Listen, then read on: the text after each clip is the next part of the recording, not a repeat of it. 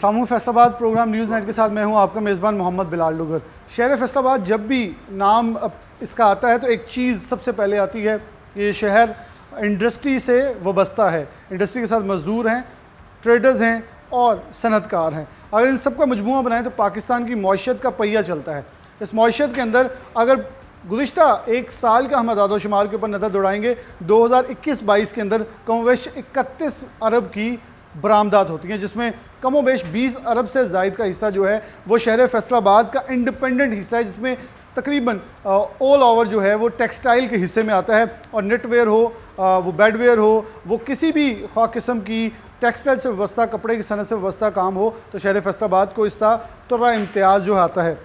Asia की सबसे बड़ी सूतर मंडी भी यहाँ है, जबकि एशिया की सबसे बड़ी गल्ला मंडी भी यहाँ है। अगर हम अजनास के हवाले से बात करें, ये मुख्तलिफ पहलू हैं। 8 बाज़ार भी यहाँ हैं, सनतों का एक बड़ा मरकज़ भी यहाँ है। एशिया की सबसे बड़ी फेडमिक जो है वो भी यहाँ है। तो हम इसके ऊपर अब ज़रा तफसीली आज कुछ हट के प्रोग्राम हो रहा है। हम मुख्तलिफ एसोसिएशन के पास जाते थे, उनका मौक़िफ़ लेते थे, लेकिन आज तमाम एसोसिएशन एक छत तले Faisalabad chamber of commerce and industry के अंदर हमारे साथ कम्बाइंड प्लेटफॉर्म के अंदर मौजूद है, जिसमें अगर सबसे पहले बात करें तो इम्पोर्टर्स मौजूद हैं, साबिक एसवीपी भी हैं और ख़ास तौर पर एम्ब्रॉयडरी से इनका ताल्लुक भी। लेकिन इसके अलावा इम्पोर्ट एक बहुत अहम सेक्टर है जो कि आजकल डिस्टर्ब नज़र आ रहा है। उनके साथ एबूमा से भी नुमाइंदगी हमारे साथ मौजूद है, PHMA से भी है, और इसके अलावा ज़राअत से व्यवस्था, क्योंकि कपास की पैदावार होनी है, नए बीज आने हैं तो उसके बाद आगे प्रोसेस चलना है। सूतर मंडी से भी हमारे साथ नुमाइंदगी मौजूद है, ताजरों के लीडर भी मौजूद हैं, जबकि उनके साथ एम्ब्रॉयडरी एसोसिएशन के भी नुमाइंदे हैं और पावर लूम सेक्टर से भी। मैं सबसे पहले पीछे से आगाज़ कर लेता हूं,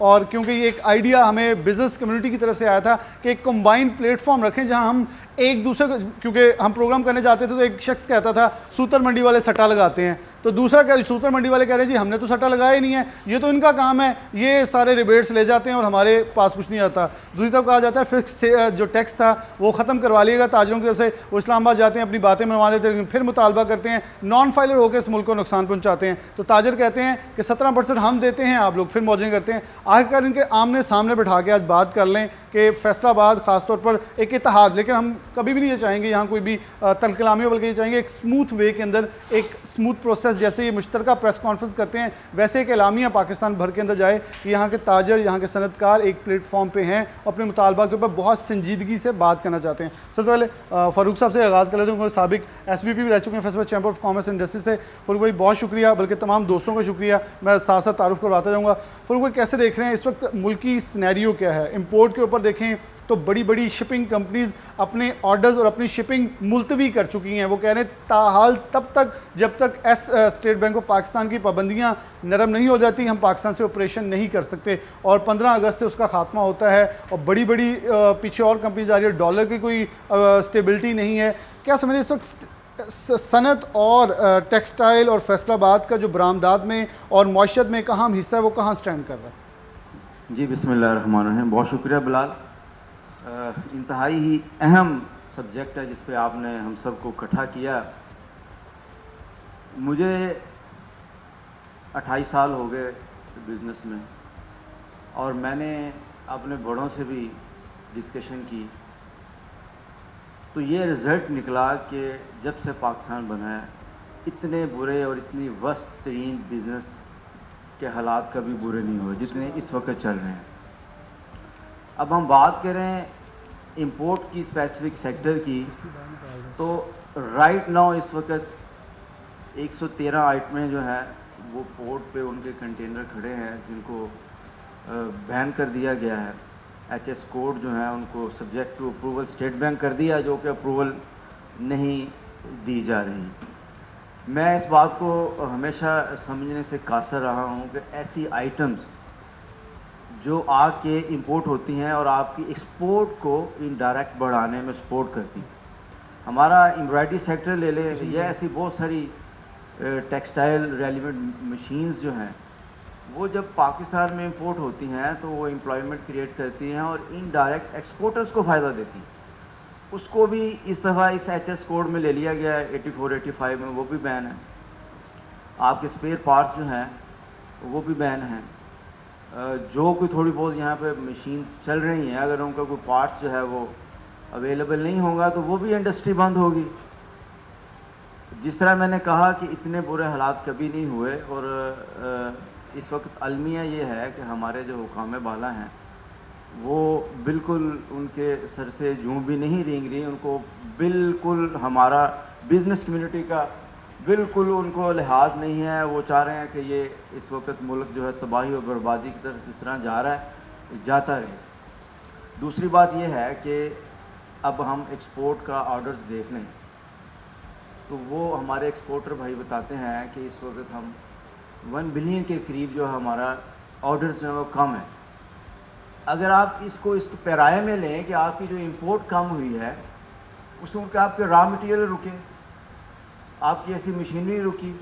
ये बड़ा इंपॉर्टेंट पॉइंट है। मैं आरिफ हसन मलिक साहब की तरफ चलूँगा। ये मरकज़ी चेयरमैन हैं अबूमा के, स्मॉल मीडियम इंटरप्राइज की मेन तंजीम जमात है। अच्छा आरिफ साहब, क्या यकीनन इतने वर्स्ट सिचुएशन है जैसे फ़ारूक साहब ने बयान किया है कि ये इनकी बात सही है कि अगर आपने पाबंदी लगानी है तो उन आइटम्स के ऊपर लगाएं, लेकिन उनके भी कंटेनर्स रिलीज़ हो जाते हैं।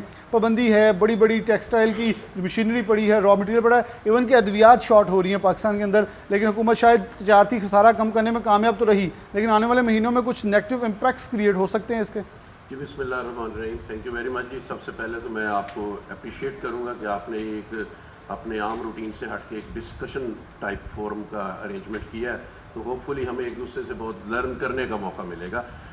सबसे पहली तो बात ये है, चूँकि मैं एक्सपोर्टर्स को रिप्रेजेंट कर रहा हूँ, हमारी बदनसीबी ये है कि हम, आपने अभी कहा कि फैसलाबाद 20% नेशनल इकॉनमी में कंट्रीब्यूट करता है, मोर और लेस बिल्कुल ठीक है बात। हमारी ये बदनसीबी है कि हम इस शहर को एक्सपोर्ट की पहचान नहीं दे सके। वेयर एज कि यहाँ ह्यूज टेक्सटाइल के सेटअप मौजूद हैं और गारमेंट्स वाले मौजूद हैं, होम टेक्सटाइल्स वाले मौजूद हैं, लेकिन हम इसको जिस तरह की लेबलिंग हो जाती है, हम कहते थे मैनचेस्टर ऑफ पाकिस्तान, लेकिन हम इसको एक पहचान नहीं दे सके। अच्छा, वो क्यों नहीं दे सके? उसमें सो मैनी रीजंस हैं, ये मेरे भाई ने भी इशारा किया। मैं शॉर्ट में बता दूंगा कि करंट सिनेरियो में आप देखें कि जब तक एक्सपोर्टर के लिए एक्सचेंज रेट मैकेनिज्म रेशनलाइज नहीं होगा तब तक हम अपने चीज़ों को बेच ही नहीं सकेंगे। मैं आपकी वसातत से ये पूछता हूँ, वो कौन सा सट्टा माफिया है, मतलब जो डॉलर को रातों रात उठा के 240 पे ले गया, हालांकि कोई बात नहीं थी, बात फैलाई गई कि पाकिस्तान वो बैंकरप्ट हो रहा है। मेरे मुंह में खाक, ऐसी कोई बात तो नहीं थी। पाकिस्तान अल्हम्दुलिल्लाह मौजूद है और ऐसे रहेगा, अल्लाह और अल्लाह के रसूल के नाम पे बना हुआ मुल्क है। लेकिन ये बात फैलाई गई, वो कौन सा सट्टा माफिया, अब वो हमारे इंपोर्टर्स को उन्होंने क्रश कर दिया 240 पे। जब अब उल्ट गेम चली, वही लोग दोबारा मैदान में आए, पैनिक क्रिएट हुआ, अब 215 पे आ गया। इन हालात में मुझे ये बताएं कि काम कैसे हो सकता है? आप कैलकुलेशन कहाँ करेंगे?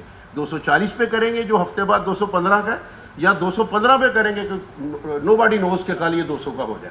तो इसलिए एक तो एक्सचेंज रेट मैकेनिज्म जब तक रैशनलाइज नहीं होगा हम आगे नहीं बढ़ सकेंगे। इसके अलावा एनर्जी के इशू हैं, इसके अलावा ये मार्कअप के इश्यूज हैं, वो हम लेटर ऑन बात करेंगे। सबसे पहले मेरा पॉइंट यही था कि एक्सचेंज रेट जो है वो रैशनलाइज हो। काशिफ मियाँ काशिफ साहब मौजूद हैं जो कि ख़ास तौर पर पाकिस्तान हाउसिंग मैन्युफैक्चर एसोसिएशन के चेयरमैन हैं। काशिफ भाई, बहुत शुक्रिया वक्त देने के लिए। आप कैसे देख रहे हैं, क्योंकि आप लोगों की एक धुआंधार प्रेस कॉन्फ्रेंस थी, शायद वो बिल्कुल एन वक्त पे थी जब ये हालात जा रहे थे, और आपने पहले तंबी कर दी थी कि ये इतने वर्स्ट सिचुएशन होगी, हुए भी, लेकिन उस प्रेस कॉन्फ्रेंस के असरात देखे गए, बहुत ज़्यादा गर्माहट गई वफाक तक, उन्होंने बुलाया भी, मीटिंग्स भी हुई। क्या लग रहा है कि नतीजे की तरफ चीज़ें जा रही हैं, ये मज़ीद वर्स्ट सिचुएशन क्रिएट हो रही है? देखें बिलाल, सबसे पहले तो मैं आपके पहले सवाल की तरफ आऊँगा कि जो आपने शिपिंग लाइंस का यहाँ पे पाकिस्तान में बोला कि अनफॉर्चुनेटली, और बड़े ही अफसोस की बात है कि उन्होंने अपने ऑपरेशन जो है सस्पेंड किए, लेकिन इसमें फिर समझने की बात है कि उन्होंने ऑपरेशन जो सस्पेंड किए हैं वो हमारी पॉलिसी की वजह से किए हैं, लेकिन स्टिल वो FOB ऑपरेशंस अपने जारी रखे हैं। और FOB ऑपरेशंस का मतलब ये है कि जो आपका फॉरेन बायर है वो उनको पे करेगा, दैट्स मीन कि उनका ट्रस्ट डेफिसिट है पाकिस्तान के ऊपर। और अगर ये ट्रस्ट डेफिसिट अगर इस तरह रहा है और ये इस तरह की शिपिंग लाइंस और ये हमारा पार्ट ऑफ एक्सपोर्ट है, इस तरह के ट्रस्ट डेफिसिट स्टार्ट होना शुरू हो गया तो कस्टमर किस तरह ट्रस्ट करेगा हमारे ऊपर और हमारी एक्सपोर्ट कैसे बढ़ेगी? जहाँ तक आपने बात की इसकी प्रेस कॉन्फ्रेंस की, नो डाउट मेरा तो हमेशा से यही बिलीव रहा है कि हमारी $80 बिलियन की इंपोर्ट है, जबकि $31 बिलियन की एक्सपोर्ट की है, और वो एक्सपोर्ट भी जो है वो हम बेस कर रहे हैं इम्पोर्टेड रॉ मटेरियल के ऊपर। क्यों नहीं हम, इसमें गवर्नमेंट का भी कसूर है, पॉलिसी मेकर्स का भी कसूर है, हमारी ब्यूरोक्रेसी का भी कसूर है और हमारे इटसेल्फ यहाँ का हर इंफरादी शख्स का भी कसूर है। क्यों नहीं आज दिन तक हमने यहाँ पे अपनी मैन्युफैक्चरिंग को फ़रोग़ दिया? क्यों नहीं हमने आगे इस तरह के माहौल प्रोवाइड किया कि जो रॉ मटेरियल्स हम बाहर से मंगवाते हैं, कोई रॉकेट साइंस नहीं है, वो हम यहाँ पे भी प्रोड्यूस कर सकते हैं। तो जो 80 बिलियन डॉलर्स की इंपोर्ट है, दैट्स मीन कि पाकिस्तान के अंदर इतने डॉलर्स मौजूद हैं और इतनी सख्त मौजूद है इंफरादी हैसियत में कि हम वो डॉलर खर्च करके बाहर से अपनी गाड़ियाँ इंपोर्ट कर सकते हैं, अपने रॉ मटेरियल्स मंगवा सकते हैं। अब गाड़ियों की अगर बात करें तो उनके पार्ट्स बाहर से आते हैं, असेंबल यहाँ पे होते हैं। जैसे बैन किया इस टाइम पे गाड़ियों की प्राइसेस कहाँ चली गई? Due to shortage of that raw material. अब गवर्नमेंट जो है उससे हम जाके मुतालबा करते हैं बिजली और गैस की प्राइस का। नो डाउट जब हम उनको प्रेशराइज करते हैं समहाउ हम वो रिजल्ट अचीव भी करते हैं। गवर्नमेंट को हमने बिजली और गैस की बात की, उन्होंने पहले 2 महीने का ऐलान किया। अभी मिफ्ता इस्माइल साहब से मीटिंग हुई, उन्होंने कहा कि IMF की किस्त जैसी जारी होगी, हमारा प्राइम मिनिस्टर से एग्रीमेंट हो चुका है कि ये 1 साल के लिए हम आपको कंटिन्यू कर रहे हैं। उसके बाद उनसे रिफंड्स की बात की। रिफंड्स के ऊपर उन्होंने ये इंडिया दिया कि जी हम एवरी 15th और 1st को जितने आपके RPOs होंगे वो सारे जारी कर देंगे। और थर्ड हमारी उनसे ये था कि DLTL जो आपने सस्पेंड किया है, जो आपने रोक दिया है, हमारी कॉस्टिंग के अंदर वो शामिल था, उसको हम कैसे इसको सर्वाइव करेंगे? उन्होंने उसका भी कहा जी हम कोई वोचर स्कीम लेकर आ रहे हैं, लेकिन वो सब IMF की किस्त वसूल होने के बाद उनके ऊपर अपनी कंस्ट्रेंट है। गवर्नमेंट भी मजबूर है समहाउ, लेकिन इसके गवर्नमेंट के साथ साथ हमारे पॉलिसी मेकर और हमारे हर इंडिविजुअल यहाँ पे जो स्टेक होल्डर है, मैं कहूँगा हर बंदा पाकिस्तान की इस इकनॉमिक सिचुएशन का जिम्मेदार है। हर कोई इस इकनॉमिक सिचुएशन का जिम्मेदार है। हाई साहब भी मौजूद हैं, मैं हाई साहब की तरफ बढ़ूँगा। हाई साहब माइक ज़रा ले लें और ज़रा हम एक चीज़ डिस्कस करें कि हम ज़राअत में अगर बात करें, कपास में एक वक्त था कि हम खुद मुख्तार नहीं थे बल्कि पूरी दुनिया को देने वालों में थे, टॉप एक्सपोर्टर्स में थे। लेकिन आज देखें तो हमारी जो कपास है वो शदीद मंदे का शिकार है, क्योंकि आप ट्रेडर भी हैं, गल्ला मंडी से भी आपका ताल्लुक है और ख़ास तौर पर बीज के हवाले से आपकी रिसर्च और आपकी इंस्टीट्यूशन एक नामवर है। क्या समझते कितने ज़रूरत है इस वक्त गवर्नमेंट का? टेक्सटाइल वाले रो रहे हैं, हमारी तरफ ध्यान नहीं है, ज़राअत वाले रो रहे हैं, हमारी तरफ ध्यान नहीं है, ताजर रो रहे हैं, हमारी तरफ ध्यान नहीं है, स्कूल कॉलेजेस हेल्थ वाले रो रहे हैं, हमारी तरफ ध्यान नहीं है। क्या लग क्या रहा है, कौन कितना ध्यान दे रहा है? बिस्मिल्लाहिर्रहमानिर्रहीम। सबसे पहले तो मैं जनाब 75वें यौम आज़ादी पे पाकिस्तान की सबको मुबारकबाद पेश करता हूँ। उसके बाद बात काटन की है। काटन का जो हमारा एरिया था वो कम होता गया। पहले फैसलाबाद, जंग, साहिवाल, ये सारा काटन का एरिया था। अभी ये चला गया सारा जनूबी पंजाब में, और ऊपर से पिछली गवर्नमेंट ने क्या किया कि जनूबी पंजाब में जाके शुगर मिलें लगा दी। लोग जो हैं शुगर कैन की तरफ चले गए, कॉटन को छोड़ दिया।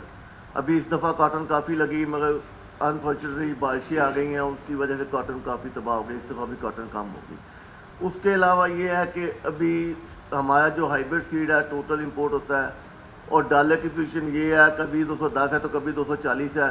बंदा डॉक्यूमेंट छुड़ाए तो कहाँ छुड़ाए। और दूसरी बैंक जो है वो अपनी बदमाशी करते हैं। अगर डॉलर चल रहा है कि इंटर बैंक आई डॉलर 220 रुपये है, बैंक को बोलेंगे आई में डॉक्यूमेंट टैग, वो कहते हैं हम तो 230 में देंगे, छुड़ाने हैं या नहीं छुड़ाने। कोई किसी को पूछने वाला नहीं है। ऊपर से हमारा ज़मींदार मर गया, इन्होंने डीजल इन्होंने महंगा कर दिया, बिजली इन्होंने महंगी कर दी, खाद इन्होंने महंगी कर दी। किसान जाए तो कहाँ जाए? उसकी हर चीज़ जो है उसके एस्टीमेट से बाहर हो गई है। अगर वो उसका खर्चा गंदम है, गंदम लगाता है, उसको मिलेगा जी 1 लाख रुपये फी एकड़ आ जाएगा, मगर उसका खर्चा जो 1,10,000 रुपये उसका खर्चा हो गया। किसान तो खुद मर गया यहाँ पे। अभी यहाँ कोई पूछने वाला ही नहीं है। देखो हम सीड इंपोर्ट करते हैं, अगर हमारे यहाँ बहुत से अदारे बने हुए हैं, उनको चाहिए कि हमें वो लाइनें डेवलप करके दें हाइब्रिड के लिए, ताकि हम यहाँ उनको अपनी लाइनें आगे चला सकें। मगर यहाँ कोई किसी का कोई हिसाब नहीं है। अगर किसी बंदे ने PhD की हुई है कॉटन पे तो लगाया हुआ है उसको वीट पे, जिसने वीट पे की है उसको शुगर कैन पे लगाया हुआ। कोई पॉलिसी नहीं है यहाँ पे किसी किस्म की भी। पॉलिसी कोई नहीं है। बेसिकली सियासी भर्तियाँ और सियासी इस वक्त जो मंजरनामा पाकिस्तान का बड़ा गंभीर है, और ये सारे कारोबारी शख्स जिनका सियासत से दूर रहा कोई ताल्लुक नहीं है, लेकिन वो बारहा एक चीज़ कह रहे हैं कि हमें मुतासिर किया जा रहा है सिचुएशन है। रिजवान अशरफ साहब ने हमें ज्वाइन किया है टप्पा की तरफ से, लेकिन एक ब्रेक लेंगे। और मियाँ तनवीर साहब ने हमें ज्वाइन किया है। एक ब्रेक लेंगे, ब्रेक के बाद दोबारा आते हैं, दीगर जो दोस्त बैठे हैं उनसे बात करेंगे, लेकिन ओपन सेशन की तरफ बढ़ेंगे। एक ब्रेक, दोबारा हाजिर होते हैं।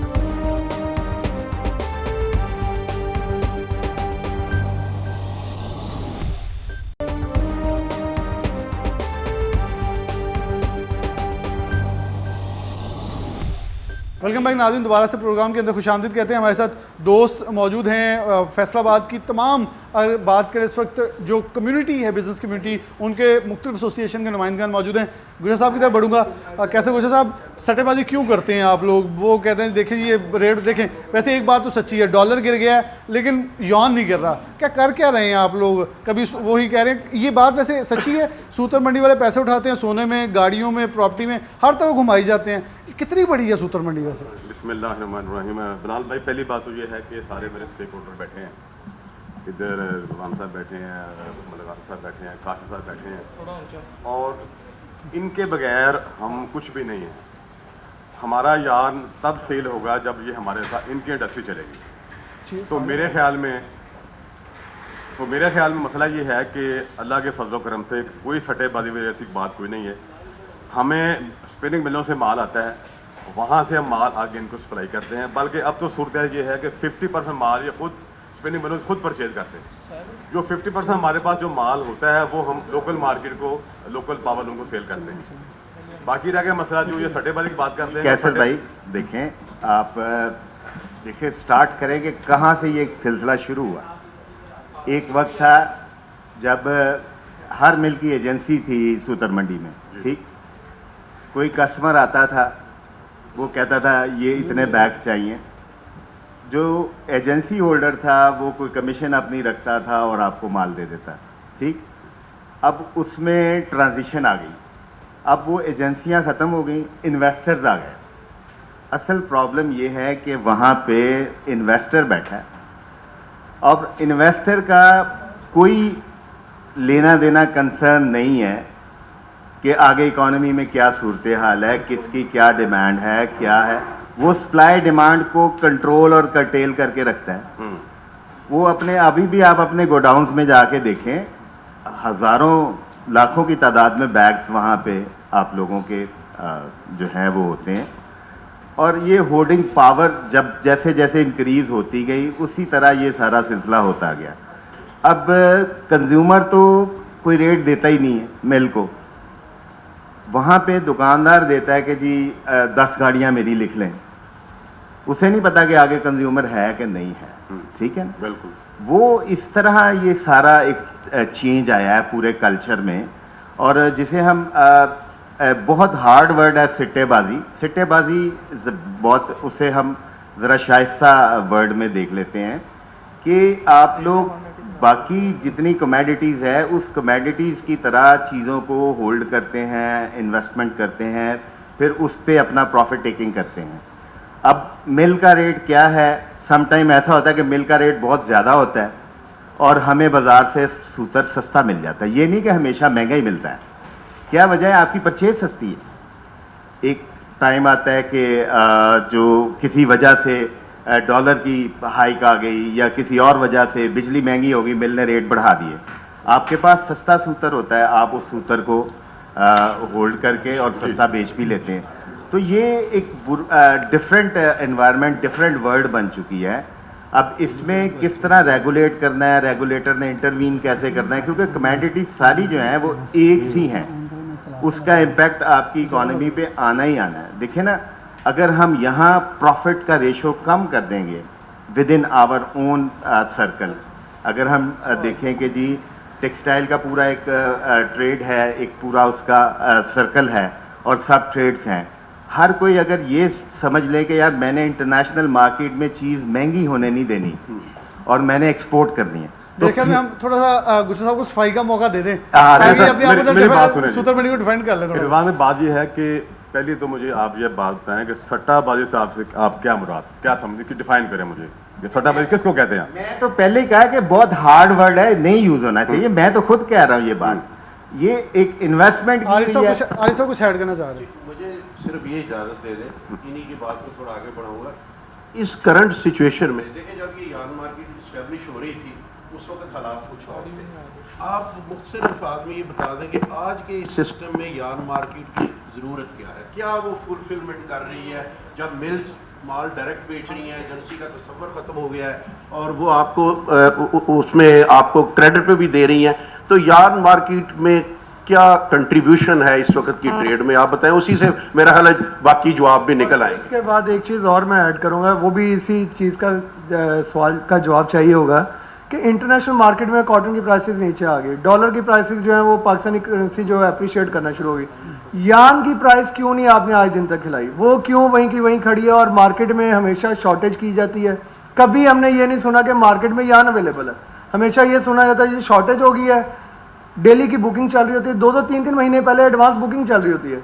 हमें एडवांस पैसे जमा करवाने होते हैं आपके पास, जिस तरह गाड़ियों की जाके हम पहले पैसे जमा करवाते हैं, उसके बाद पूरा पूरा साल इंतजार करते हैं।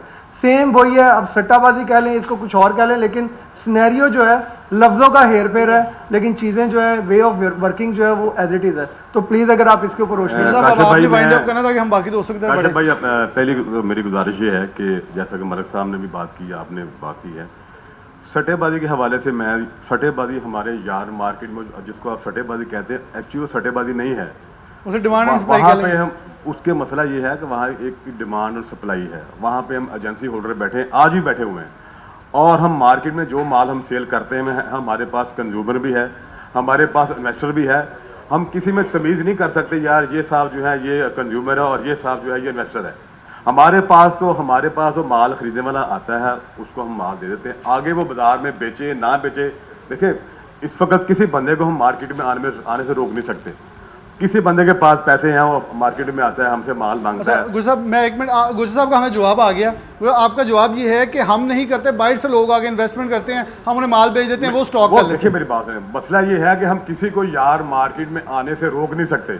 कोई बंदा आगे बाहर से आगे वहां से यार खरीदना चाहता है, कितना भी 100 बैग 1500 बैग 2000 बैग, हम उसको नहीं रोक सकते। वो हमें पैसे देता है, हमसे माल ले जाता है। सर आप जो आगे माल जाके वो बेचते बेचे हैं, ना, बैग पे माल होता है। इमरान मेरा सवाल ये है, बैग पे माल होता है जो ये पर्ची पे पर्ची ये बड़ी इंपॉर्टेंट बात थी। आया आपने कभी ऐसे डीओज नहीं मार्केट में सेल हुए जिसके पीछे माल ही ना हो? नहीं, एक मिनट, इधर इमरान महमूद शेख साहब है, हसन माजरत कुछ के कहना साथ मैं कहूँगा कि मेरा ख्याल जो आज का हमारा टॉपिक था हम उससे कुछ हट रहे हैं।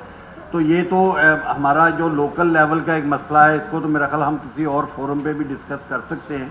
तो आज हम यहाँ जिस काम के लिए इकट्ठे हुए हैं, अगर हम उस पर फोकस करें तो मेरा ख्याल वो तनवीर ज़्यादा साहब, इनका मसला मेन हमारे साथ ये है, हमारा एक मरकज है यार मार्केट का, हमारे साथ इनका मसला ये है, जो ये कर रहे हैं, जो सही कह रहे हैं बात, आपकी लेकिन हम इनको, फैसलाबाद मैं की इनको जो तफसील से एम्प्लॉयमेंट बता रहा है हूँ। वो टेक्सटाइल सेक्टर 70 to 80% इस वक्त कम्पीट कर सर, रहा वो है। बात- अगर वो चेन जो डिस्टर्ब हो गई, अभी आप देखिए चेन वो डिस्टर्ब हो चुकी है, अनएम्प्लॉयमेंट किधर चले जाएगी, आप रात को सड़कों पे नहीं निकल सकेंगे। मेरा क्वेश्चन सिर्फ शमस भाई से यही है कि जो जैसे आपने कहा कि बाहर से लोग आते हैं उनको डीओ दे देते हैं, उनको डीओ जो आप देते हैं वो नो इनआउट का देते हैं ना, विदाउट जीएसटी। तो अगर यही जो जीएसटी पेड हो, बंदा जो जीएसटी पे कर रहा हो, उसको आप डीओ देंगे जो ऑलरेडी टैक्स पेयर हो, तो इसमें बड़ी चीज़ें जो ये स्टॉक ही है ना वो ख़त्म हो सकती हैं। अब प्रॉब्लम यान की ये आ रही है पिछले हफ्ते से कि आप यान वाले से यान लेने जाते हैं तो वो कहता है जी आज है जी ये यान का रेट फॉर एग्जांपल 22,000, वो प्लस जीएसटी 17% नहीं डाल रहा, कब किसी पे 12% डाल रहा है, किसी का 10% डाल रहा है, किसी पे 8% डाल रहा है। इसका मकसद ये हुआ कि जहाँ स्पिनिंग मिल से माल आ रहा है, मैं नाम तो किसी का नहीं लूँगा, वहाँ विदाउट जीएसटी वहाँ से माल निकल रहा है और वो एक परसेंटेज में निकल रहा है कि कितना सेल टैक्स प्लस कर दें तो वो डाल के दे दें। ये जो डीओ वाला मसला, जैसे रिजवान भाई ने कहा कि डीओ वाला मसला हल हो सकता है कि ओनली अगर यान मार्केट में टैक्स पेयर को अगर ये डीओ दिया जाए तो वो जेन्युइन लोगों के पास जाएगा, वो इतनी देर स्टॉक नहीं कर सकते। ये मैं इसमें एक चीज़ ऐड करूंगा, ये पॉइंट बिल्कुल ठीक है, जो हमारे ऊपर जीएसटी की आज तलवार लटक रही है आईएमएफ से, वो इसी रीजन की वजह से। फाइलर्स को जरा ऑब्लाइज करें, नॉन फाइलर आके जो ब्लैक मनी फेंक के तो स्टॉक कर लेते हैं, इनको भी मसला है, सबको मसला वहाँ आ रहा है। मैं सिर्फ सदर साहब से एक कमेंट लेना चाहूँगा। आतिफ मुनीर साहब ने हमें ज्वाइन किया, बहुत शुक्रिया। आतिफ साहब, आपने गोल मेज कॉन्फ्रेंस की थी, हम शायद उसे मिस कर गए थे, तो हमने गोल मेज कॉन्फ्रेंस में वो सिलेक्टेड लोग दोबारा बुलाए हैं जो अपने अपनी एसोसिएशन के मेन चीदा लोग हैं, ताकि इस इशू को हाईलाइट किया जाए कि पाकिस्तान में हो क्या रहा है, चल क्या रहा है। इस वक्त देखें तो परवेज़ भाई कुछ कह रहे हैं जो शहबाज गिल साहब हैं या फवाद चौधरी साहब हैं या नून लीग की तरफ से PDM के नुमाइंदे कुछ कह रहे हैं, सबको उनको अपनी पड़ी है। लेकिन इस वक्त जो पाकिस्तान की मौशत का हब है वो बड़ा मुश्किल जगह पे स्टैंड कर रहा है। सारे इस वक्त चेमगोइयाँ कर रहे हैं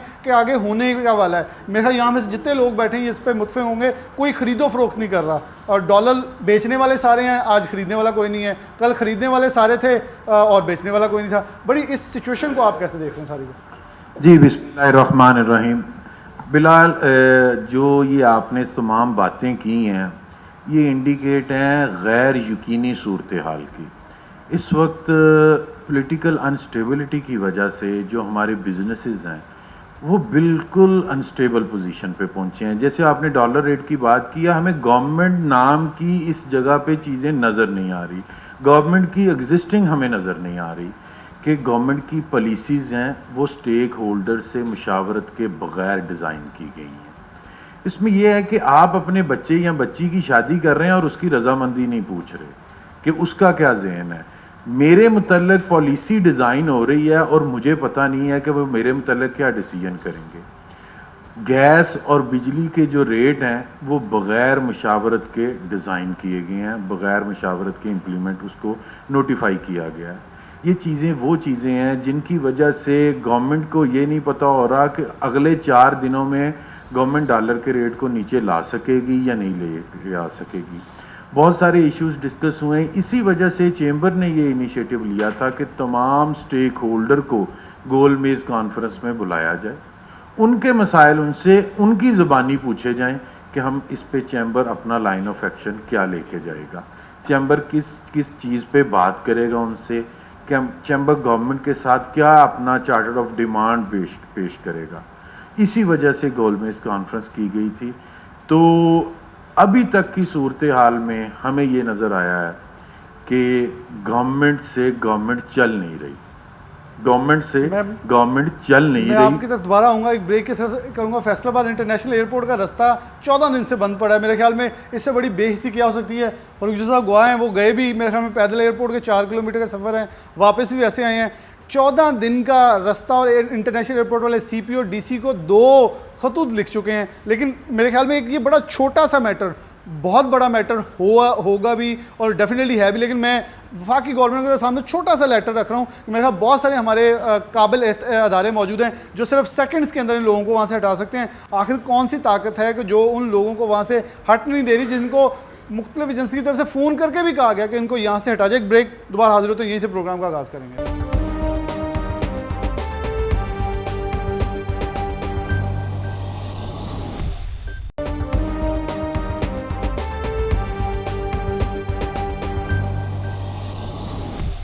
वेलकम बैक नाज़रीन, दोबारा से प्रोग्राम के अंदर खुशामदीद कहते हैं। प्रोग्राम की आखिरी ब्रेक आ चुकी है, लेकिन हमारे पास शख्सियात काफ़ी हैं और यहाँ से रिक्वेस्ट हो रही है कि इसी प्रोग्राम को कंटिन्यू करके 2 दिन के लिए चलाया जाए ताकि मसाइल जो हैं उन्हें करक्स निकाल कर सामने रखा जाए। असलम भली साहब की तरफ बढ़ूँगा। भली साहब, फ़िक्स टैक्स का मुतालबा आकर खुद ही फ़िक्स टैक्स के ख़िलाफ़ सरापा एहतजाज बन गए। आप लोगों ने बड़ा एहतजाज किया, अगर फ़िक्स टैक्स गवर्नमेंट ने 3 मांग के लिए सस्पेंड कर दिया।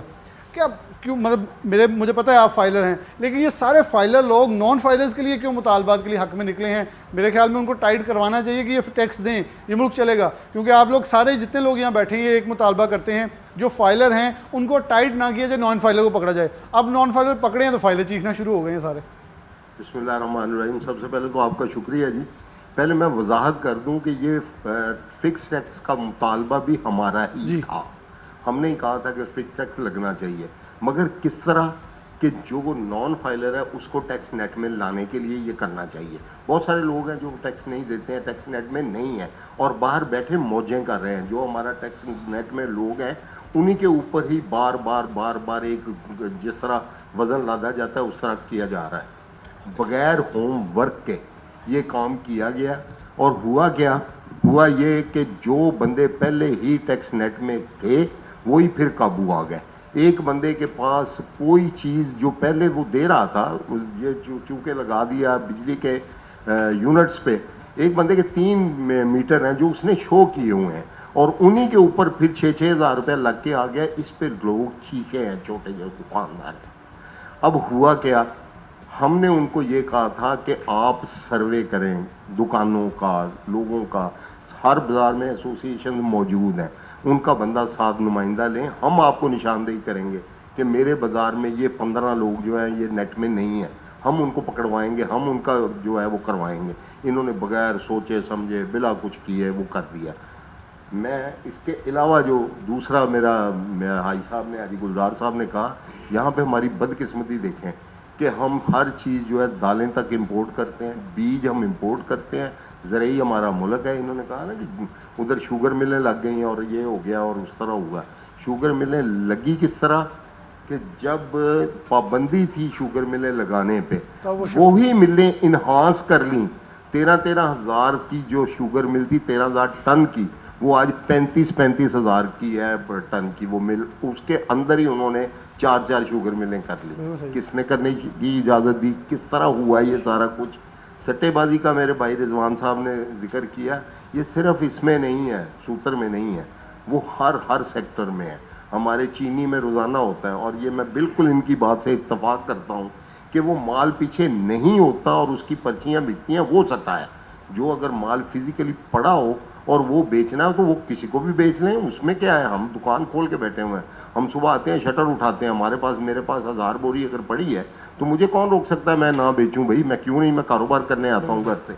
अगर मेरे पास नहीं है और मैं वैसे ही बेच रहा हूं तो वो सट्टा है और वो गैर कानूनी है। मैं इस बात को बिल्कुल मानता हूं।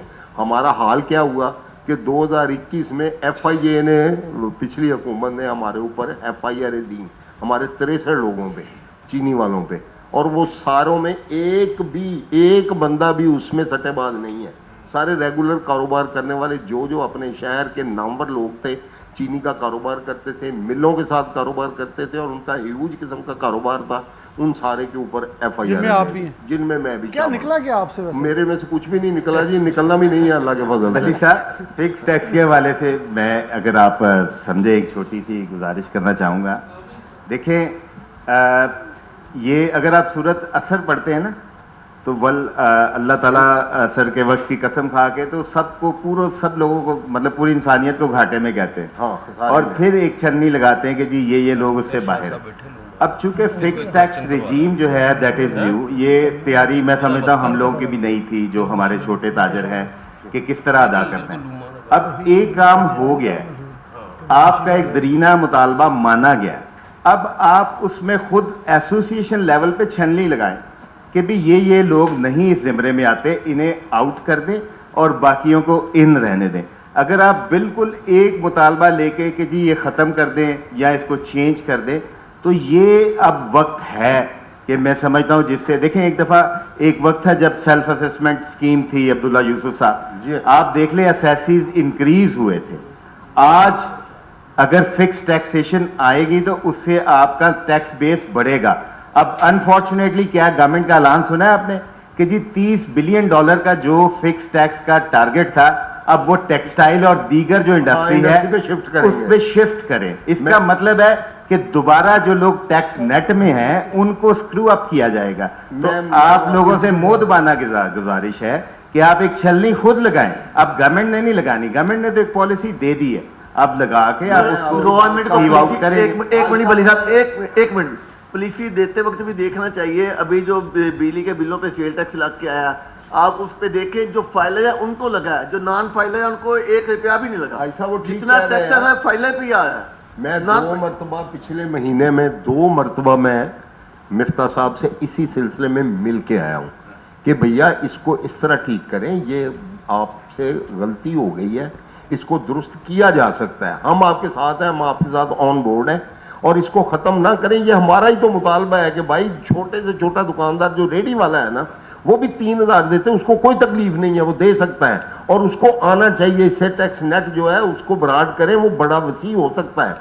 मगर बहरहाल चूँकि ये ऐसे कामों में इस तरह की रुकावटें आया करती हैं, हम बिल्कुल नहीं चाहते कि उन्हीं लोगों पे दोबारा ये शिफ्ट हो जाए जो पहले ही पे कर रहे हैं। और एक मेरे भाई ने, मलिक साहब ने आपके आने से पहले कहा था कि जो टैक्स जो है वो सारे का सारा इंडस्ट्री पे करती है, ये ऑफ द रिकॉर्ड आपसे आने से पहले ये बात हो रही थी। मैं उसकी भी वजाहत कर दूँ, रिकॉर्ड पे रखे ये रहे 17% जो हमारा ट्रेडर है वो हर इंडस्ट्री को या इंपोर्टर को पे करके आपसे माल खरीदता है।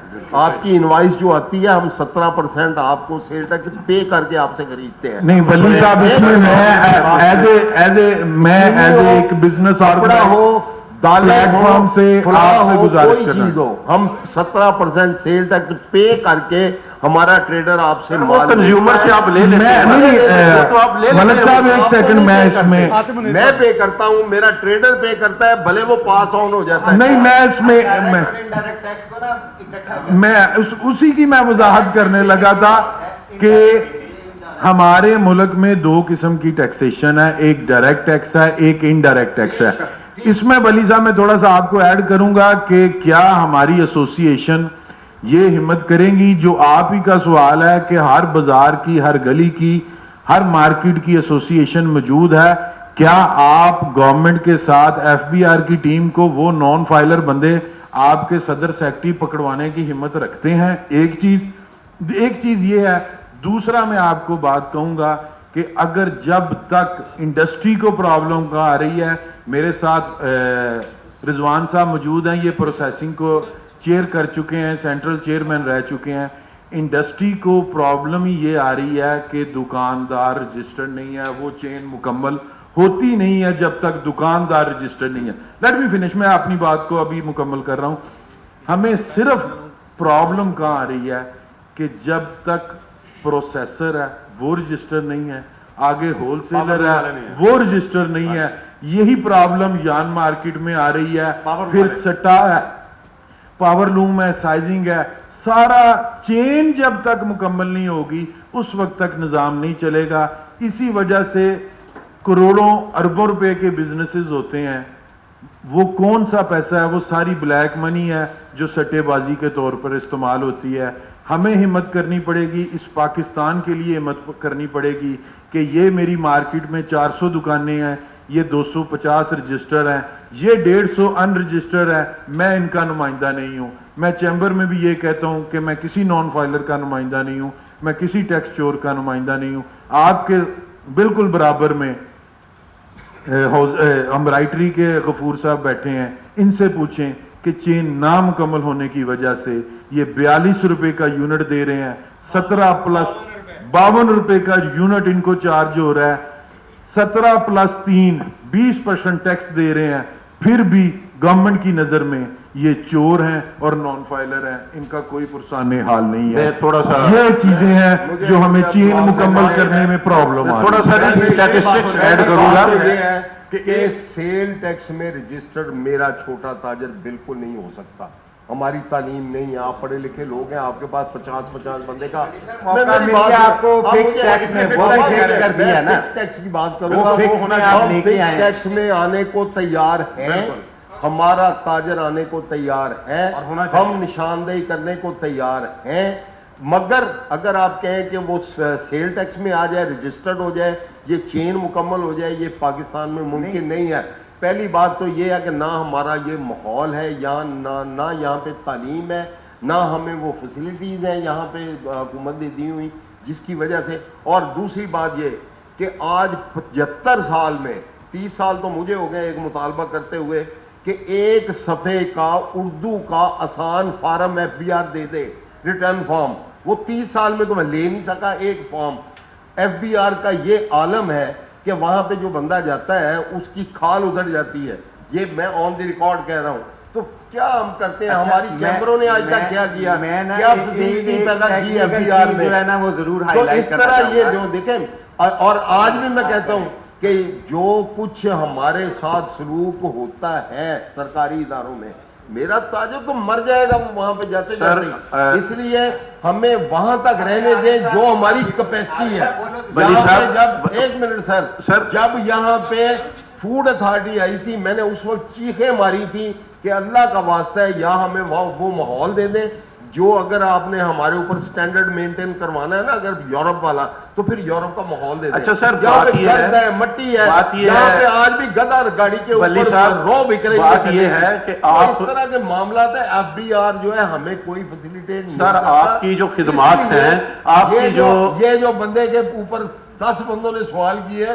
चाहिए तो ये था कि 10 बंदे ही सामने होते सर आप देने वाले वली साहब ने महज ताजरों की अच्छी नुमाइंदगी कर दी है। आपकी जो आरिफ साहब। खिदमात हैं अपनी ट्रेडर्स कम्युनिटी के लिए हम उनका इतराफ़ करते हैं, लेकिन साथ ही साथ आपसे ये सवाल, हम 6 माह पहले जो पिछले फाइनेंस मिनिस्टर थे उनसे मिले, उन्होंने कहा यार ये ऐसा मुल्क है कि जिसमें 22,000 अरब का रिटेल बिजनेस है, 22,000 अरब, जिसमें से 5,000 अरब नेट पे है, 17,000 अरब का कोई टैक्सेशन नहीं है। ये वजीर खजाना कह रहा है सर। अच्छा, अब सर बात यह है, वो जो 17,000 अरब का टैक्सेशन से बाहर है, वो लोग इस मुल्क के पार्क्स भी यूज कर रहे हैं, रोड्स भी यूज कर रहे हैं। आप उर्दू के फार्म के इंतजार में 30 साल और गुजार दें, टैक्स ना लें, कोई और मैकेनिज्म दे देना पल्ली साहब। भाई ये देना गवर्नमेंट ने, अखबारों ने देना, मैंने नहीं देना। मेरे आका बली साहब जो करना होता है रियासत में करना है, उन्होंने फैसिलिटेट करना है। मेरी बात सुने, आपने इधर से आखिरी जवाब ये जो आज पिछले दिनों में वो क्या आई थी बीमारी यार, कोरोना, उसकी वैक्सीनेशन किसने मंगवा के दी है? मैं जाके लाया हूँ। बली साहब फिक्स टैक्सेशन सिर्फ इनकम टैक्स नहीं, सेल्स टैक्स भी उन्होंने साथ दिया है। सेल टैक्स अगर लेना है फिक्स तो लेना है, बात फिक्स कर रहे हैं, रजिस्टर्ड नहीं होना। देखिए आप लोगों के पास अपॉर्चुनिटी है, नहीं होना सर, नहीं तालीम है मेरे बंदे की। चलो मैं यहाँ बद्दोमली बैठ के वो बेचारा दुकानदारी भी करता है, बच्चे भी पालता है, दुकान उसने बनाई हुई है। तो बिजली के बिल में आने नहीं है टैक्स का सर, मसला जो है ना ये आज खत्म नहीं हो रहा। मेरा बात को आगे भी चलने दें किसी और तरह। मैं एक मिनट मियां साहब यहाँ इजाजत चाहूंगा। हमें आपस में ना लड़ाएं, हम ताजरों नहीं लड़ा नहीं, मेरे प्रोग्राम बात ये है, मैं आपको मेरे प्रोग्राम के मैं एक में सबसे जा चूंगा। मैं प्रोग्राम के आगाज में कहा था हम कतई नहीं चाहते कि कोई भी आपस में, लेकिन ये बड़ी ओपन डिबेट है। मुझे याद है कि पहले भी डिबेट्स यहाँ होती है, लेकिन बड़े खुशगवार मूड में ये मिलते भी हैं, जाते भी हैं। ये पाकिस्तान के सियासतदान नहीं, पाकिस्तान के कारोबारी अफराद हैं। पहले एक चीज़ बात क्लियर दूँ, ये दस्तों गिरबान नहीं होते, एक जायज़ तरीके से देखें। असलम भली साहब एक बड़ी ताजर कम्युनिटी के लीडर हैं और गुज़िश्ता कुछ 2 रोज़ कबल ही फैसलाबाद की ताजर कम्युनिटी ने सुलह का भी ऐलान किया है, असलम भली और सिक्का साहब ने। तो ये भी खुशाइन चीज़ है कि ताजर एक प्लेटफॉर्म पे इकट्ठे हो रहे हैं। तो यहाँ बिजनेस कम्युनिटी पहले इकट्ठी है, तो अब ये आमने सामने आ रहे हैं, लेकिन हम दुआ करेंगे ये मामला स्मूथली चले।